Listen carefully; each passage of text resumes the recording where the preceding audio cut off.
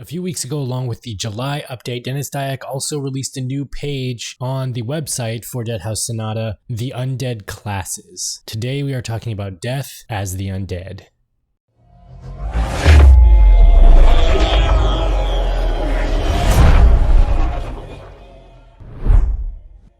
The death system in Deadhaus Sonata was designed to be consistent and philosophically aligned with occult literature. One cannot simply kill a spirit without going through the proper rituals of exorcising that spirit. Examples of this philosophy can be seen in excellent shows like Supernatural, where the remains of a ghost need to be burned or destroyed to completely remove the entity from the realm of the living, or Dungeons & Dragons, where the phylactery of a Lich needs to be destroyed before it can truly be put to rest, and echoed throughout occult literature.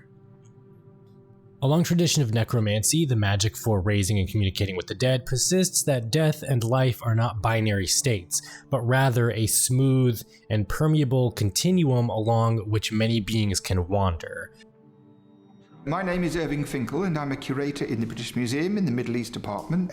So my favourite magic ritual, it's a manual written by an exorcist who wants to tell the future, and he wants to practice necromancy. Now that is a very interesting matter which I've been dying to try out. So this, I think, is something definitely worth trying at home. If you have the opportunity, you need to know who's going to win the Grand National, get your great-grandfather's skull, put it on the kitchen table, bit of HP sauce, ask the question, Fat City.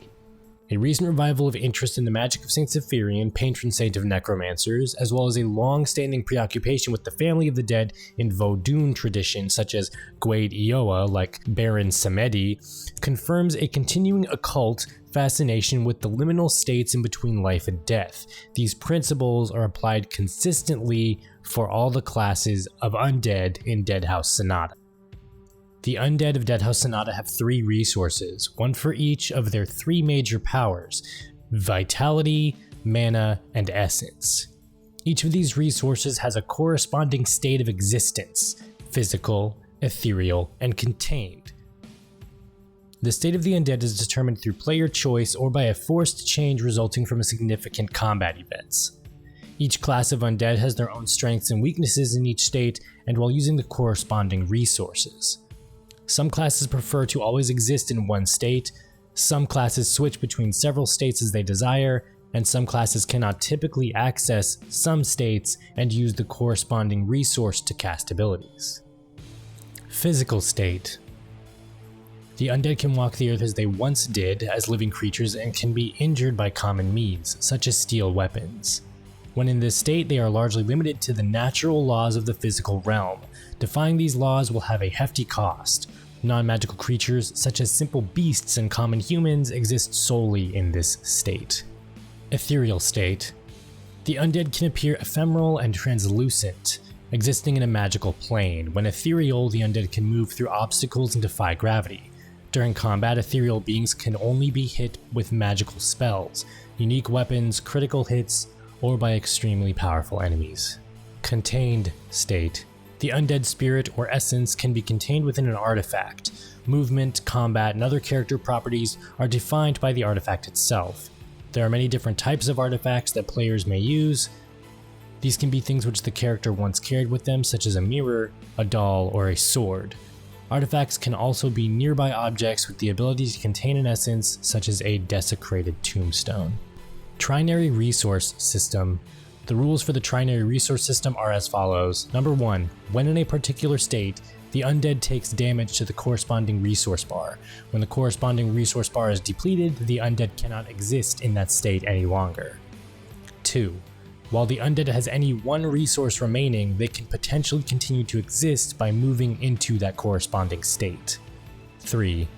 Each undead class has unique rules about when they can change states. Some exist perpetually in one state, some can move between several states freely.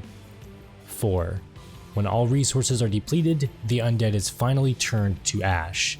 This is true death. Now that we have an overview of the Trinary resource system and the states of existence, as well as death as the undead, let's talk about the Lich. The Lich in Deadhaus Sonata assumes the role of the spellcaster in relation to the other playable classes. Unlike most traditional caster classes, geez, try saying that 5 times fast, the magic the Lich wields is as much of a threat to himself as it is to his enemies. The decades of casting dark magic have taken a great toll on the Lich, requiring them to consistently possess a living vessel that can be used as a conduit for their dark arts. If the Lich does not have a living vessel under their control and attempts to cast any spell, the various dark magic spells available to them, then it is likely that they will suffer significant damage in the process. The Lich's primary state is physical, and it starts with a very low health, a very high mana pool, and a very low essence bar. The Lich consumes vessels. The Lich consumes energy through the use of dark magic, and as a result must have a conduit to mitigate the damage when casting various spells. Over the course of a battle, the Lich is able to entrap living beings and use them as a vessel of dark magic casting. Depending on the strength of the spells cast by the Lich, their vessel will be drained of their life essence, vitality plus mana plus essence, before ultimately becoming a husk of their former self. Similar to the Ghoul's progression in size, as he consumes more flesh, the amount of energy available for casting spells as the Lich will be made apparent by the visual state of their vessel. How the Lich spellcasting system works is, when a Lich casts a spell, they need to consume energy.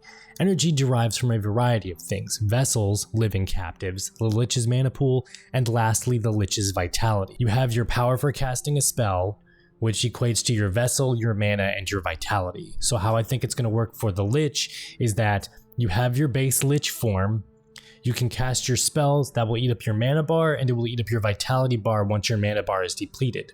Or you can possess a vessel, a captive soul, cast your spells through that will deplete the vessel's bar until they die, and then it'll start to deplete the mana bar, and then finally back to your vitality bar again. When that reaches 0, you're gone. The more powerful spells you cast, the more your mana will deplete, and the more the vessel you are possessing will deplete and turn into a dried husk of doom. And then finally, the more your vitality will deplete, the more powerful the spell. So it's really great that we get a fast-paced spellcaster that has to constantly keep jumping around the field possessing bodies in order to stay alive. Much like the vampire here in this footage, or the Revenant, at least early Revenant, we get fast-paced moving gameplay to have a fast-paced spellcaster. Finally, a fast-paced spellcaster. No longer do you have to sit at the back of a party and just wield away spells. You can run and jump and dodge and move like lightning while tearing your enemies ablaze with fire from your hands. That is an early look at the Lich's spellcasting system and how the Lich's mechanics will work. I'm sure we'll get more overviews on the Revenant and the Vampire and the Ghoul and the Banshee and the Wights as the game progresses and as there's more updates. For more Deadhaus Sonata news, for more Deadhaus Sonata gameplay, tips, tricks, whenever it comes out, keep it here to the backlog.